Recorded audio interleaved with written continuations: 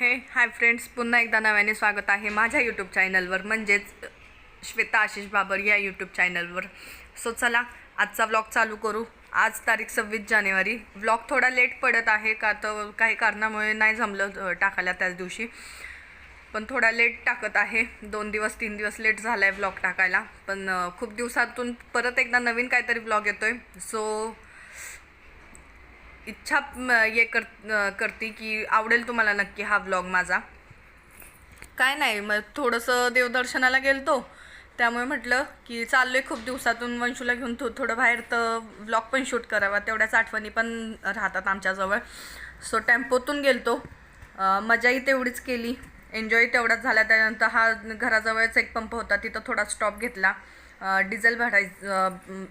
Diesel गाडीमध्ये भरायचं होतं, त्यामुळे तिथं स्टॉप घेतला. आणि त्यात त्यांनी मस्तपैकी 26 जानेवारीचं तिथं थोडंफार फुग्यांनी डेकोरेशन पण केलं होतं, म्हणून मग ते डेकोरेशनसुद्धा आम्ही बघितलं. त्यानंतर डिझेल भरलं, डिझेल भरून परत आमची गाडी सुरू झाली. ती डायरेक्ट आम्ही असंच एन्जॉय करत करत करत करत असं डेकोरेशन बघत. आणि खूप ठिकाणी तर 26 जानेवारीचं खूप छान छान कार्यक्रम केलेले होते लोकांनी, तेही मला खूप आवडले. रस्त्यावर प्रत्येक दुकानाच्या बाहेर बलून्सने डेकोरेशन केलेलं, किंवा प्रत्येक चौकामध्ये झेंडे हे झाले होते. 26 जानेवारीचा उत्सव जो जोरशोरात चालू होता. त्यानंतर आम्ही तिथं नदीपात्रात पोचलो, गाडी वगैरे तिथं लावली. गाडी लावून नदीपात्रातून दगडूशेठपर्यंत आम्हाला चालत नेले, का तर तिथं गाडी लावायला जागा नव्हती म्हणून. आणि पुढं तर तुम्ही व्लॉगमध्ये बघालच की चालून माझी काय हालत झाली, किंवा कोणत्या गोष्टीमुळे माझी कशी काय हालत झाली असेल ते, किंवा माझे किती बेकार हाल झाले ते नक्कीच तुम्ही पुढं व्लॉगमध्ये पण बघाल. तर वंशूला तर कंटिन्यू पूर्ण रस्त्याने जाताना पण येताना पण त्यांनीच घेतलं होतं. असंच जात जात मस्ती करत करत शेवटी देवदर्शन म्हणजेच दगडूशेठला पोचलो.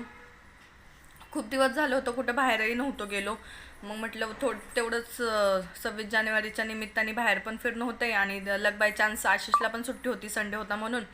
तशी तर दर संडेला सुट्टी असती, पण जाणं कुठं होत नाही काही कारणांमुळे. पण देवदर्शनाला वंशूला घेऊन जायचं होतं, खूप दिवस झालं ती कोणत्याही देवाला गेली नव्हती, म्हणून म्हटलं की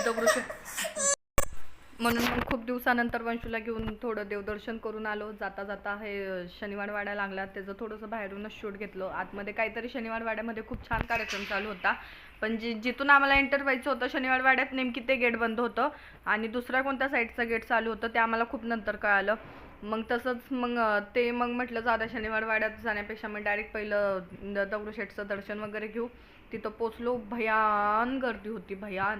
म्हणजे स्टार्टिंगला तर असं वाटलं बाहेरून 2 लाईनी होत्या, एक अलीकडच्या ह्याला आणि एक मेन गेट करून. असं पहिलं तर मी विचार केला ती गर्दी बघून की बाहेरूनच दर्शन घेऊ, पण म्हटलं आता एवढ्या लांबून इथं आलोय, मग जाऊ पटपट. आणि म्हणजे खरंच लक बाय चान्स काय 9:30-10 वाजता आम्ही तिथं पोचलो, पण तेवढ्या वेळात सुद्धा त्या गर्दीमध्ये सुद्धा पटपट दर्शन झालं आणि खूप छान दर्शन झालं. म्हणजे तिथं गेलो त्या गोष्टीचा एक वेगळा आनंद भेटला त्या दिवशी जाऊन. आणि खरंच खूप दिवस झालं आम्ही तिघं कुठं देवाला वगैरे गेलो नव्हतं, म्हणून म्हटलं दगडूशेठलाच जाऊन यावं. दर्शनसुद्धा आमचं खूप छान झालं. आणि माझी वंशू तर दगडूशेठच्या पूर्ण लाईनीमध्ये फक्त हात जोडून होती, का आता तिला तिथं गणपतीचे फोटोज वगैरे दिसत होते ना, त्यामुळे ती छान जय जय जय जय करत करत चालली होती. तिने पण एक वेगळाच आनंद घेतला त्या दिवशी. आणि तसं तर आम्हाला खरं आमच्या कुलदैवताला जायचं आहे, पण आम्हाला गावाकडे जाणं होत नाही आहे, त्यामुळे मग म्हटलं इथंच दगडूशेठला जाऊन येऊ, का तर देव मनात पाहिजे. मंदिरात असून हे नसतं, मनातून आपली श्रद्धा देवावर पाहिजे, मग कुठं का असाना. मग ठीक आहे, आम्ही आमच्या कुलदैवताला गावाकडं नाही जाते, किंवा काही कारणांमुळे आम्हाला तिकडे एवढ्या लांब जायला जमतही नाही आहे, म्हणून म्हटलं मग आपण दगडूशेठला जाऊन येऊ. आणि तिथून बाहेर निघताना मस्तपैकी तिथं तिळगुळाचा प्रसाद होता, तो प्रसाद वगैरे घेतला. आम्ही तिघांनी प्रसाद खाल्ला. त्यानंतर तिथून निघालो. मेन तर गर्दी होती पण खूपही नव्हती, पण दर्शन खूप छान झालं, पटकन झालं आणि खूप छान झालं, ते सगळ्यात मेन. तसंच म्हटलं बाहेर निघता पण तिथल्याच दगडूशेठच्या मंदिराच्या कळसाचं दर्शन द्यावं सगळ्यांना आणि आपणही घ्यावं. आणि तिथं एवढं छान त्यांनी फुलांचं डेकोरेशन केलं होतं, का 26 जानेवारी होती, त्यामुळे त्यांनी मस्त तिरंग्याचं फुलांचं छान डेकोरेशन केलं होतं. आणि मेन तर जाताना माझी एवढी डेंजर हालत झाली, येताना तर मस्त आयटीत आली मी, पण जाताना माझी असली बेकार हालत झाली की विचारता सोय नाही. हालत अशी झाली म्हणजे मी घातली होती हाय हिल्समुळे म्हणजे जेव्हापासून वंशू झाली आहे किंवा जेव्हापासून मी प्रेग्नेंट होती तेव्हापासून मी हाय हिल्स घालणं सोडून दिलं होतं.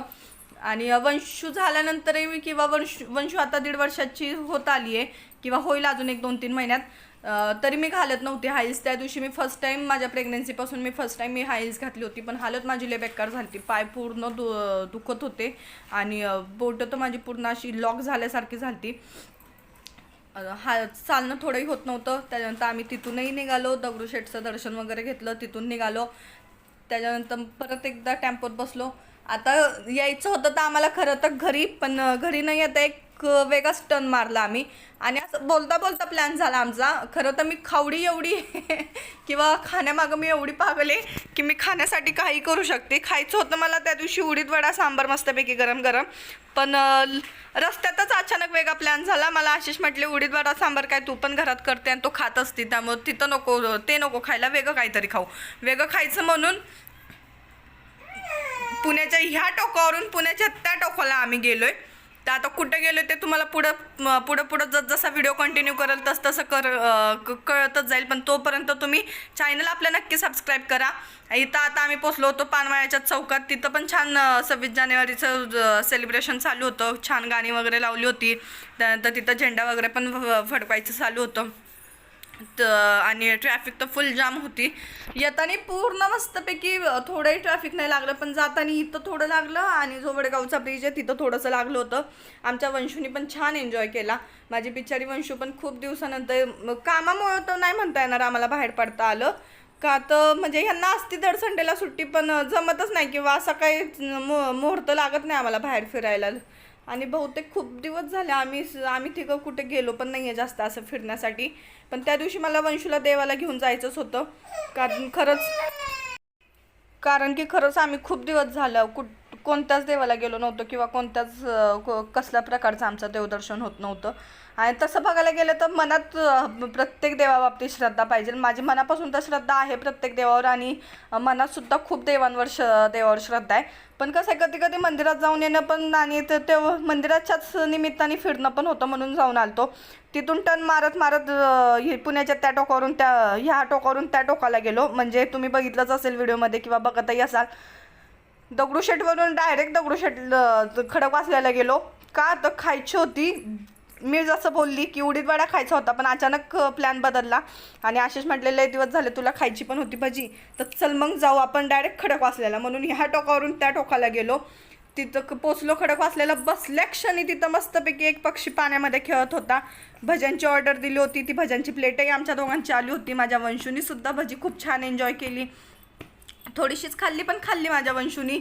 आणि तिथं तो पक्षी मस्तपैकी खेळत होता. माझ्या वंशूनी पण त्या पाण्याचा आनंद हुबेहूब लुटून घेतला गेलतो. म्हणून आणि टेस्टला म्हणायला गेलं तर मला जास्त करून खडकवासल्याची ती कांदा भजी किंवा खेकडा भजी हीच आवडतात. त्यामुळं मग आम्ही उडीद वडा आणि सांबारचा प्लॅन कॅन्सल केला आणि डायरेक्ट भजी खायला गेलो. तेही मला तर हे ना मला वाटतं की यांनी पुण्याच्या ह्या टोकावरून त्या टोकाला नेलं कसं, का तर आधीच यांचं काम सगळं फिरतीच आहे. त्यामुळं फिरणं किंवा असं ह्या टोकाचं त्या टोकाला जाणं खूप कंटाळा येतो यांना. बिचारायला एक दिवस तर भेटतो आरामाचा.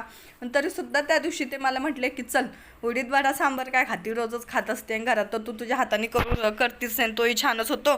त्यापेक्षा एक काम कर, खेकडा भजी तुला आवडतात ना किंवा कांदा भजी तुला आवडतात ना, मग कांदा भजी खायला जाऊ. म्हणून मग आम्ही कांदा भजी खायला खडकवासल्याला गेलो आणि त्यानंतर मस्तपैकी ते खाऊन झालं. गोळ्याचा आनंद घेतला.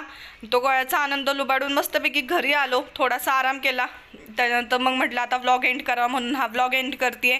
तर हा व्लॉग नक्की आवडला असेल तर चॅनल सबस्क्राईब करा, लाईक शेअर कमेंट करायला विसरू नका. सो चला भेटू नक्की पुढच्या